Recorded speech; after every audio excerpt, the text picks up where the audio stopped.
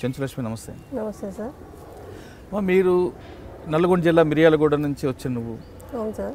ఎందుకు దొంగతనాలు బాట పట్టావు? అంటే చదువుకోవడానికి ఆర్థిక స్తోమత లేక, లేదా పుట్టి పెరిగిన వాతావరణం, లేదా కుటుంబ పోషణ కోసమా, లేదా అక్కడ చెడు స్నేహం వల్ల?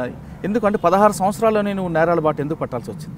ఎందుకంటే సార్ మా ఇంట్లో ఎవరు ఫ్యామిలీ మెంబర్స్ అనేది కష్టపడరు సార్. అందరు చిన్నగా ఉన్నారు ఇంట్లో. నేను ఒకదానే పెద్దామని ఏది చూసుకున్నా కానీ నేను చూసుకోవాలి. చూసుకున్నప్పుడు కనీసం తింటాను కూడా ఇంట్లో ఫుడ్ లేని టైంలో నేను ఫ్రెండ్స్ ఒకసారి ఒక మాట చెప్పారు, ఏమని ఇది ఈజీ మనం చేసుకోవడము అని చెప్పేసి అంటే నేను అన్న ఏం ఈజీ నాకు తెలియదు ఇవన్నీ అని అంటే దొంగతనం చేయడం ఈజీ అని చెప్పేసి అన్నారు. వాళ్ళంటే ఒక 2 సార్లు 3 సార్లు తీసుకెళ్ళిన తర్వాత ఏం చేస్తారంటే ఇట్లా ఇళ్ళల్లో దుంకాలా, తాళం పాలు కొట్టాలా, బీరువలు ఇప్పాలా, గోల్డ్ క్యాష్ తీసుకోవాలా, వెళ్ళిపోవాలని చెప్పేవాళ్ళు. అట్లా వాళ్ళంటే ఒక 1 year 2 years వరకు తిరిగిన 16 సంవత్సరాల వరకు ఏం చేసేదాన్ని నువ్వు? 16 సంవత్సరాల వరకు అయితే ఊర్లో అయితే పని చేసుకునేదాన్ని సార్. వ్యవసాయం పని చేసుకునేదాన్ని ఫస్ట్ స్టార్టింగ్లో. ఇప్పుడు అది వదిలేసి నేను 16 సంవత్సరాలు వ్యవసాయం చేసుకుని కుటుంబ పోషణ సరిపోయేది కదా? సరిపోదు కదా సార్. 100 రూపాయలు వచ్చేది. 100 రూపాయలు కూడా 70 రూపాయలు. అంటే నీ మీద ఎంతమంది ఆధారపడేవారు? 9 members సార్. ఎవరు వాళ్ళు? మా అమ్మ, మా నాన్న, తమ్ముళ్ళు, చెల్లెళ్ళు 5 మంది. ఎందుకు? మీ నాన్న మేము పనిచేసేవారు కదా? అక్క చెల్లెలు. నాన్న ఆటో నడిపించేవాడు.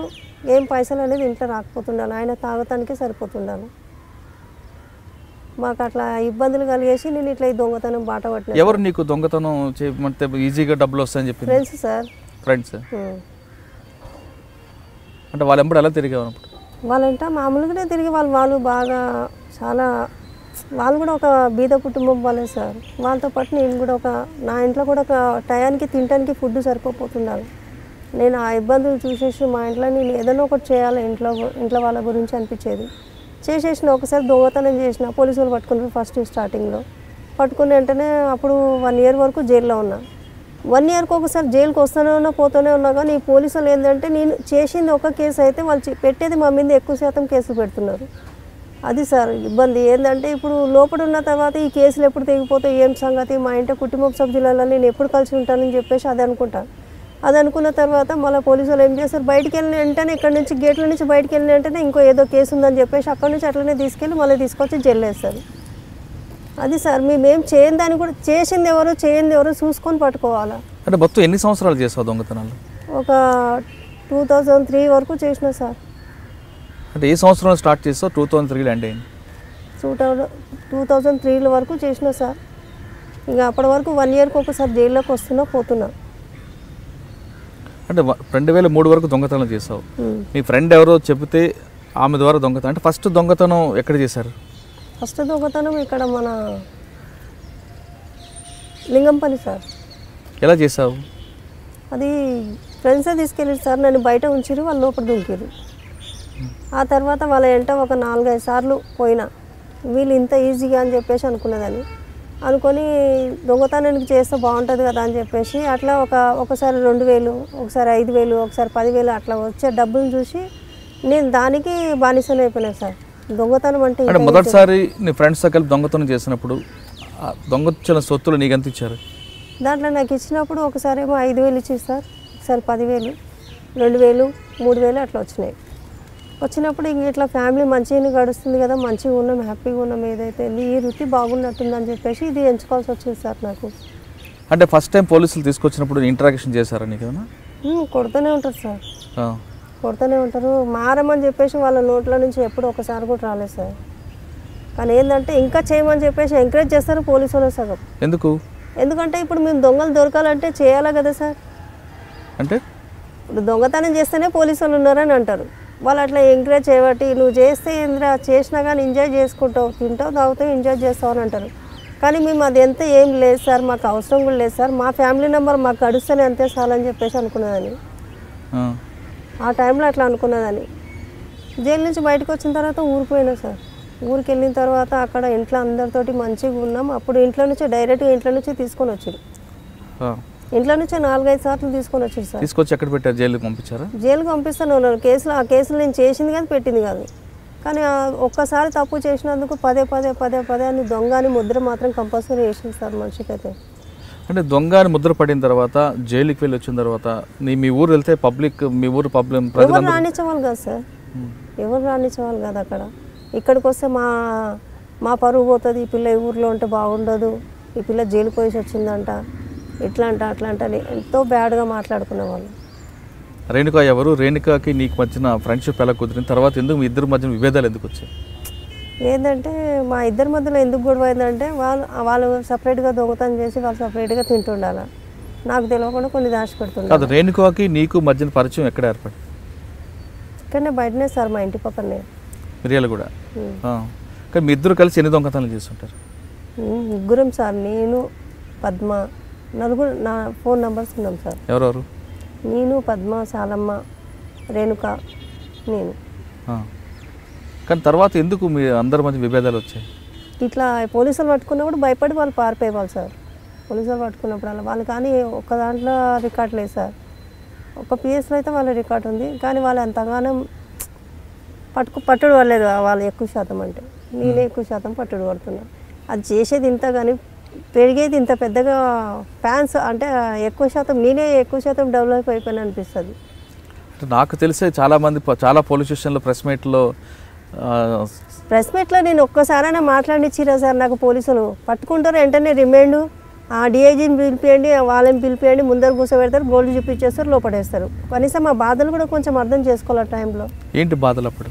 అప్పుడు ఏంటంటే మేము అసలు యాక్చువల్లీ అంటే దొంగతనం చేయని కూడా మమ్మల్ని తీసుకొచ్చి చేస్తున్నారు సార్ అని చెప్పే మూమెంట్లో కూడా మీరు ఏం మాట్లాడతారో ఏం మాట్లాడొద్దు అని చెప్పేసి భయపడించి, లేకపోయింది అనుకో తీసుకెళ్ళి ఇంకోసారి కోటింగ్ ఇస్తామని అంటారు, భయపడిస్తారు. అంటే మీకు ఎప్పటికైనా ఇంటరాక్షన్ చేశారు? కోటింగ్లు ఇచ్చారా? ఎవరు? మగ పోలీసులు ఇస్తారు, ఆడ పోలీసులు? జెంట్స్ ఇస్తారు సార్. ఆడవాళ్ళు ఎవరా? లేదు. ఎందుకు? రూల్ లేదు సార్ వాళ్ళకంటే మేము వినము అని చెప్పేసి జెంట్సే మమ్మల్ని కొట్టేశారు. ఏ పోలీస్ స్టేషన్ ఎక్కువగా మిమ్మల్ని ఇంటరాక్ట్ చేశారు? నాకైతే ఏపీఎస్ అంటే ఇక్కడ సిసిఎస్ అని అమర్పేటలో ఉంది సార్, అక్కడ కొట్టారు సార్. ఎవరు? శివరామకృష్ణ అని ఆయన సర్కిల్ ఇన్స్పెక్టర్, ఆయన క్రైమ్ బ్యాచ్ అనుకుంటా, ఆయన కొట్టేవాడు సార్. ఆయన ఒక్కొక్కసారి అనిపిస్తుంది ఈయన కొట్టే దెబ్బకు చచ్చిపోయింటే బాగుండని చెప్పేసి అనిపిస్తుంది. అట్లా టార్చర్ చేస్తారు. అంటే ఆడవాళ్ళకి మగవాళ్ళు కొట్టకూడదు కదా? కొడతారు సార్, అది మనలో ఉంటుంది, మగవాళ్ళు ఆడవాళ్ళని కొట్టొద్దు అని చెప్పేసి. కానీ పోలీసు వాళ్ళు ఏం చేస్తారంటే ఆడవాళ్ళని కొడుతురు అని చెప్పేసి మేజిస్ట్రేట్ ముందర తీసుకుపోయినా కానీ ఇంతగానం కొట్టినా కానీ ఏం కొట్టలేదని చెప్పండి అని చెప్తారు. మారిపోండ్రా, మీరు మంచిగా బతకండ్రా అని చెప్పింది. ఇక్కడ ఈ పిఎస్లో ఒక ఆయన ఉన్నారు సార్, రాజేంద్ర నగర్ పిఎస్లో. బాగా పేరుంది సార్, నాకు ఐడియా వస్తలేదు. CA sir. ఆయన చెప్పింది సార్ మాకు మంచిగా మారిపోండ్రా, మంచిగా బతకండ్రా అని చెప్పేసి. ఆయన చెప్పిన వల్ల నేను ఒకసారి ట్రై చేసిన, ఎందుకని దొంగతనం చేయకపోయిన ముందుకే వాళ్ళ కళ్ళ ముందర నేను ఉంటే బాగుంటుంది కానీ అని చెప్పేసి. సార్ నేను రిలీజ్ అయిన వెంటనే మీ పిఎస్కి వచ్చి మీ ముందరనే ఏదైనా ఒక పని ఇప్పియండి సార్, నేను ఇక్కడనే చేసుకొని బతుకుతాను సార్ అని చెప్పిన. అంటే మా పిఎస్కి వచ్చి మా పిఎస్లో దొంగతనం చేస్తానికి అని చెప్పేసి వాళ్ళు భయపడిస్తారు. ఇది 200 కేసులు చేసింది, దీని ఇప్పుడు మళ్ళీ ఏదైనా ఒక కేసులో ఇరికియాలి దీన్ని అని చెప్పేసి అనుకుంటున్నారు సార్ పోలీసుల ఉద్దేశంలో. ఇప్పుడు నేను వచ్చే మూమెంట్లో ఒక ఆయన కనిపించిండు, ఏం చేస్తున్నావు, ఏం సంగతే, ఎక్కడ ఉంటున్నావు అన్నాడు. సీదా మాట్లాడు సార్, మీరు అట్లా వరస్ట్గా మాట్లాడొద్దు నాతోటి అని చెప్పేసి అన్న. నీ ఫోన్ నెంబర్ అంటే నా ఫోన్ నెంబర్ తోటి మీరేం చేస్తారు, ఏం చేస్తారు సార్ అని. మా డిఐజీ సార్ పిలుస్తున్నారు సార్, నాకు అర్జెంట్ పని ఉంది, వచ్చినాక మాట్లాడతాను. ఇప్పుడు కూడా గేట్ ముందరనే కూర్చొని ఉన్నాడు. ఇట్లా పోలీసులు ఎప్పటికి మారారా సార్, ఏమే మాటలు. పిల్లల్ని ఇంట్లో కూడా అట్లా పిలుస్తారో లేదో కానీ సార్, దొంగతనం చేసిన వాళ్ళకి మరి అంత వరస్ట్గా మాట్లాడతారు, అంత బూతుగా మాట్లాడతారు. మరి ఈ విషయం ప్రాపర్టీ మనం కోర్టులోకి వెళ్తే ఏమంటారు సార్, జడ్జి కూడా పోలీసు వాళ్ళ మాట్లాడింటారు. జడ్జి సార్ మేము దొంగతనం చేయలేదు సార్ అంటే, వాళ్ళని పిలవండి అయ్యా, వీళ్ళని పిలవండి అయ్యా అని చెప్పేసి ఒక 2 years 3 years అట్లనే జైల్లోనే మురగొడుతుంటారు వాళ్ళని. ఇంకా వాళ్ళ ఫ్యామిలీ మెంబర్స్ ఏమైపోతారు సార్.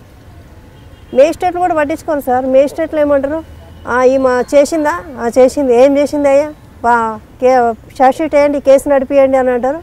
అది మళ్ళీ ఒక 6 months తర్వాత కేసు అయిపోతుంది అని చెప్పేసి మేము ఎదురు చూసాము. ఇట్లా పోలీసులు మళ్ళీ ఏదైనా ఒక కేసు తీసుకొచ్చేయడం. సార్ మేము ఈ కేసు చేయలేదు సార్, ఇది అనవసరంగా వేస్తున్నారు సార్ అంటే, చేయండి వేస్తారమ్మా మీకు అని చెప్పేసి మేజిస్ట్రేట్లు అంటారు. ఇప్పుడు నా కాళ్ళ మీద నేను బతుకుతున్నా సార్.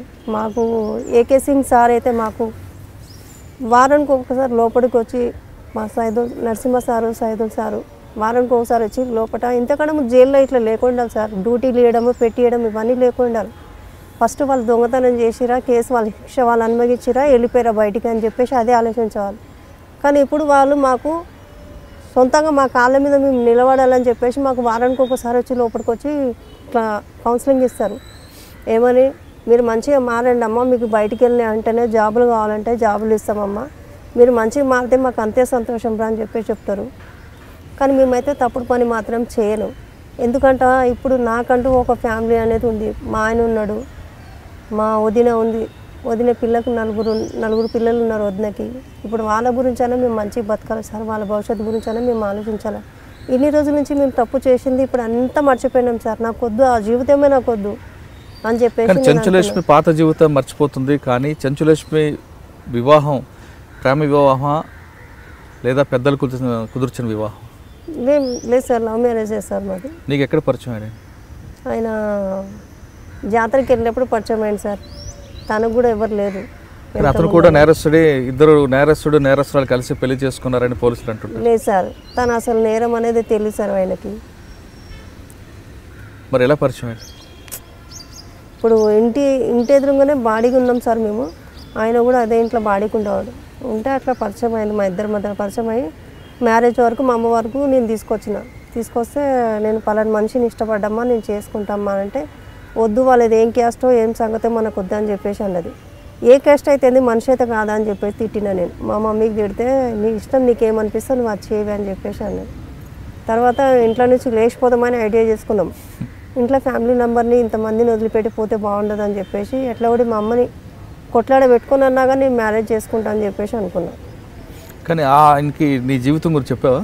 తెలియదు సార్ ఆయనకి, నేను దొంగతనం చేసిన, జైలుకి వెళ్ళినా అని తెలియదు సార్. తర్వాత ఈ మధ్య నుంచి తెలిసింది సార్.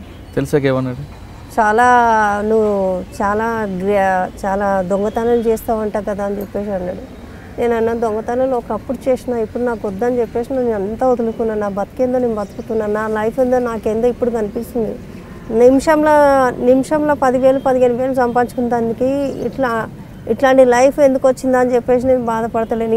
ఇప్పుడు గర్వంగా ఉంది, ఎందుకంటే తలెంతుకొని నేను బతుకుతున్నా, నాకు అది చాలు. అప్పుడు ఏ పోలీసు వాడు వచ్చి ఎవడొచ్చి తీసుకుపోతాడు అని చెప్పేసి భయపడేవాళ్ళం, కానీ ఇప్పుడు నాకు ఆ భయం అనేది లేదు. నా పేరు Swathi Lakra. For more videos, subscribe to iDream. Hello, this is Renu Desai. Please subscribe to iDream. Do subscribe iDream Media. నేను మీ జయప్రకాష్ నారాయణని, మీరు చూస్తున్నారు iDream న్యూస్ని. Please subscribe to iDream. For more videos, subscribe iDream. మరిన్ని వీడియోల కోసం iDreamని సబ్స్క్రైబ్ చేయండి. మీరందరూ కూడా iDream ఛానల్ని సబ్స్క్రైబ్ చేయాలని కోరుకుంటున్నాను. I'm Sucharita, Home Minister of Andhra Pradesh. For more videos, subscribe iDreams.